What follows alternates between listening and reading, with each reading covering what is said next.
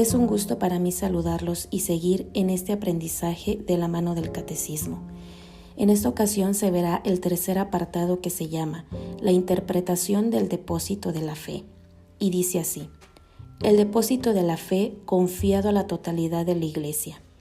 El depósito sagrado de la fe, contenido en la Sagrada Tradición y en la Sagrada Escritura, fue confiado por los apóstoles al conjunto de la Iglesia. Fiel a dicho depósito, el pueblo cristiano entero, unido a sus pastores, persevera siempre en la doctrina apostólica y en la unión, en la Eucaristía y en la oración, y así se realiza una maravillosa concordia de pastores y fieles en conservar, practicar y profesar la fe recibida. El magisterio de la Iglesia. El oficio de interpretar auténticamente la palabra de Dios, oral o escrita, ha sido encomendado solo al magisterio vivo de la Iglesia, el cual lo ejercita en nombre de Jesucristo, es decir, a los obispos en comunión con los sucesores de Pedro, el obispo de Roma.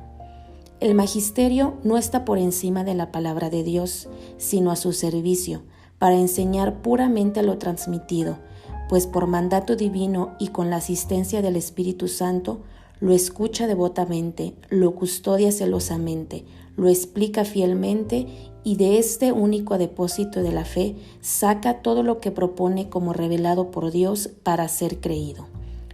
Los fieles, recordando la palabra de Cristo a sus apóstoles, el que a vosotros escucha, a mí me escucha, reciben con docilidad las enseñanzas y directrices que sus pastores les dan directamente. Los dogmas de la fe. El magisterio de la Iglesia ejerce plenamente la autoridad que tiene de Cristo cuando define dogmas, es decir, cuando propone de una forma que obliga al pueblo cristiano a una adhesión irrevocable de fe, verdades contenidas en la revelación divina, o también cuando propone de manera definitiva verdades que tienen con ellas un vínculo necesario. Existe un vínculo orgánico entre nuestra vida espiritual y los dogmas. Los dogmas son luces en el camino de nuestra fe, lo iluminan y lo hacen seguro.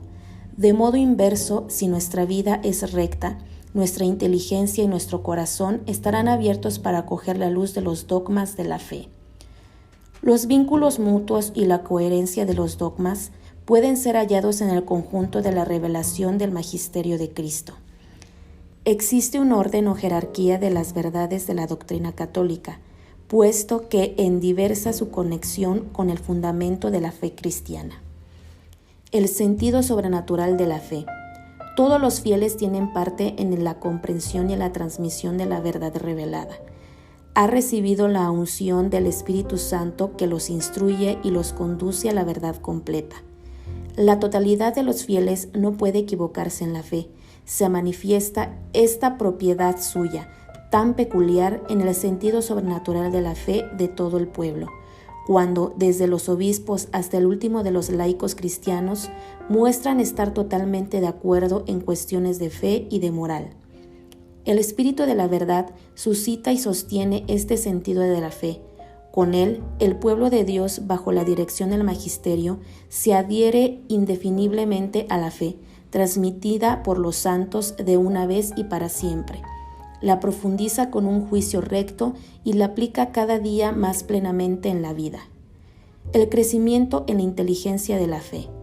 Gracias a la asistencia del Espíritu Santo, la inteligencia tanto de las realidades como de las palabras del depósito de la fe pueden crecer en la vida de la Iglesia. Cuando los fieles las contemplan y estudian, respetándolas en su corazón, es particular la investigación teológica que debe profundizar en el contenido de la verdad revelada. Cuando los fieles comprenden internamente los misterios que viven, cuando los proclaman los obispos sucesores de los apóstoles en el carisma de la verdad, la tradición, la escritura y el magisterio de la Iglesia, según el plan prudente de Dios, están unidos y ligados, de modo que ninguno puede subsistir sin los otros. Los tres, cada uno según su carácter y bajo la acción del único Espíritu Santo, constituyen eficazmente a la salvación de las almas. hasta aquí termina este apartado que se llamó la interpretación del depósito de la fe. Y en este apartado nos hablan del magisterio de la Iglesia, de los dogmas de la fe y de esta unión que tiene la Sagrada Escritura, la tradición y el magisterio de la Iglesia, que ya a lo largo de los episodios anteriores se han venido hablando de ello. Al ver este apartado me di a la tarea de investigar un poco más sobre lo que es los dogmas de la fe. Y muchas veces nos llaman a nosotros los católicos que somos muy dogmáticos. Yo ciertamente no sabía a qué se referían exactamente con esto. Yo sabía que dentro de nuestra fe católica existen los dogmas, pero ciertamente no me había dado a la tarea de investigar un poco más sobre esto. Entonces, viendo este apartado en donde nos mencionan los dogmas y para tratar un poco de entender más este punto, vi un video realmente muy esclarecedor sobre este tema, en donde el sacerdote comentaba que había diferentes dogmas. Ciertamente no voy a poder explicarlo muy a fondo, y nos decía que dentro de nuestra Iglesia Católica existen los dogmas. ¿Qué quiere decir esto? Un dogma es una verdad irrevocable, una verdad que no puede cambiar. ¿Y cuáles son estos dogmas? Por ejemplo, el de la Santísima Trinidad es un dogma, es una verdad que no se puede cambiar. También un dogma es, por ejemplo, el de que la Virgen María es inmaculada. Y muchas veces mencionaba este sacerdote que dicen que hay dogmas que vienen transmitidos directamente de la Sagrada Escritura. Todos los dogmas son sacados de la Sagrada Escritura, pero hay dogmas en donde no están textualmente escritos en las Sagradas Escrituras, y por lo tanto es en donde se nos critica. Que por ejemplo muchas iglesias protestantes nos dicen, bueno, ¿de dónde sacan ustedes que la Virgen María es inmaculada, si en ninguna parte de las Escrituras menciona esto? Pero ya decía este sacerdote que precisamente este es un dogma en donde no viene escrito textualmente, pero sin embargo se pueden revelar por medio de sucesos anteriores. Por ejemplo, cuando el arcángel llega y saluda a María, le dice, llena eres de gracia. ¿Esto qué quiere decir? Cuando una persona está llena de gracia, es que está sin mancha, sin pecado. Entonces decía, ¿cómo podía la Virgen María estar sin pecado si todavía no venía el Redentor para salvarnos y para borrar ese pecado original que todos nacimos con él? Quiere decir entonces que la Virgen María era inmaculada, era ya sin mancha desde un principio. Entonces de ahí se toma ese dogma como una verdad, en donde afirmamos que la Virgen María era inmaculada desde su nacimiento.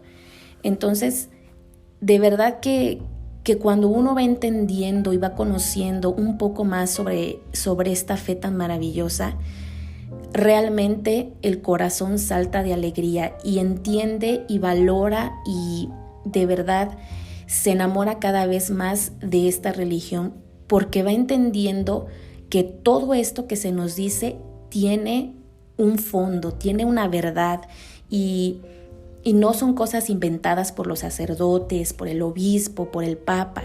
No, todo está respaldado por las Sagradas Escrituras, y nosotros como católicos debemos de darnos a la tarea de investigar, de estudiar, de realmente enamorarnos cada día más de nuestra religión.